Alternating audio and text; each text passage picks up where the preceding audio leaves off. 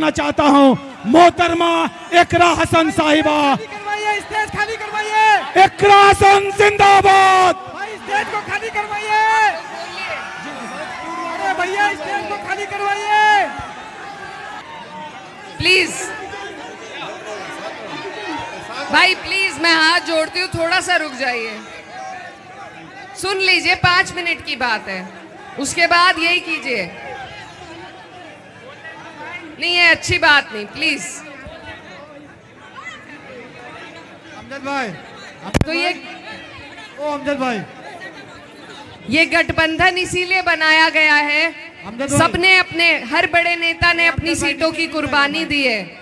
किसे अच्छा नहीं लगता सारी सीटों पे चुनाव लड़ना, लेकिन ये आपके लिए बनाया गया है ताकि आप और हम मिलकर नफरत फैलाने वाली इन ताकतों को हरा सकें। और मैं आपके बीच में यूपी से चलकर सिर्फ इसलिए आई हूँ, मेरा कोई फायदा इस चुनाव से नहीं है, लेकिन सिर्फ मैं अपना दर्द आपके सामने बयान करने आई हूँ कि जो हालात यूपी में हैं वो हालात यहाँ ना बने।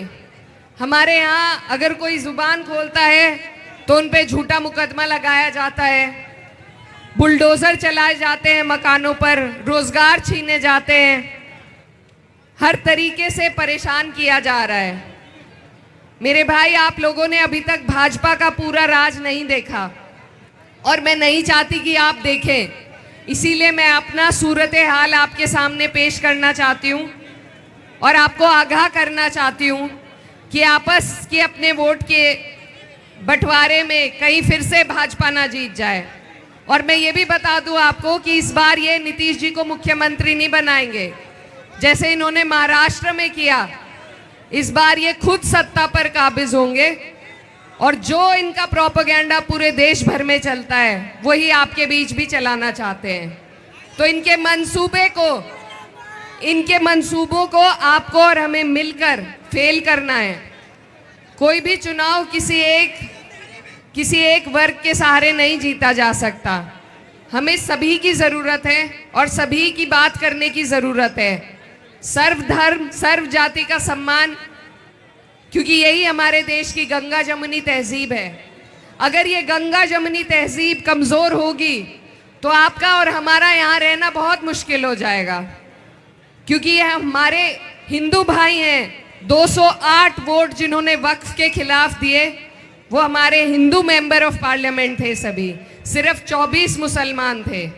तो हमें एक दूसरे की ढाल बनना है, एक दूसरे का सहारा बनना है, क्योंकि जब हालात बिगड़ते हैं सबसे पहले पड़ोसी काम आता है। और तब ये नहीं देखा जाता कि पड़ोस में मेरे हिंदू रह रहा है या मुसलमान, एक दूसरे की सब मदद करते हैं। उसी भाईचारे को, उसी प्यार को हमें कायम करना है। हम अलग अलग होकर नहीं रह सकते, नहीं जी सकते। अलग होकर एक बार हमने देख लिया, हमारे देश का बंटवारा हुआ था, अब दोबारा वो गुंजाइश नहीं है। तो हमें प्यार और मोहब्बत के साथ अपने हिंदू, सिख, ईसाई, हर धर्म के लोगों के साथ रहना है और ऐसे लोगों को अपने ऊपर काबिज नहीं होने देना जो हम में नफरत पैदा करे, नफरत के बीज बोए। इसीलिए आप सबसे मेरी गुजारिश है कि आप लोग महागठबंधन को वोट दें। कुछ ऐसे भी लोग हैं हमारे बीच में जो हमारे अपने हैं, वो चुनाव लड़ रहे हैं। अगर वो सरकार के नज़दीक पहुंच सकते हैं तो मैं भी और आप लोगों से ये कहना चाहती हूँ कि हम सब उनका साथ देंगे। लेकिन क्या वो सरकार बनाने के नज़दीक पहुंच रहे हैं? एक सवाल आप उनसे ये कीजिए कि विपक्ष के लीडर बनने के लिए भी 10% सीटों का और 10% वोटों की ज़रूरत होती है। तो एक आधा प्रत्याशी अगर जीत भी जाएगा, हालात नहीं बदलेंगे। हालात बदलने के लिए आपको सरकार बदलनी पड़ेगी। और इस बात की गवाही मैं आपके सामने पेश करती हूँ कि उत्तर प्रदेश में हमारी सरकार नहीं है और वहाँ का मंजर एक एक दिन हम गिन रहे हैं कि कब हमारा चुनाव आएगा और हम इस सरकार को यहाँ से हटाएंगे। तो आप लोग एक आधा कोई प्रत्याशी जिताकर हालात नहीं बदल पाएंगे। हालात अगर बदल सकते हैं तो सरकार के जरिए से।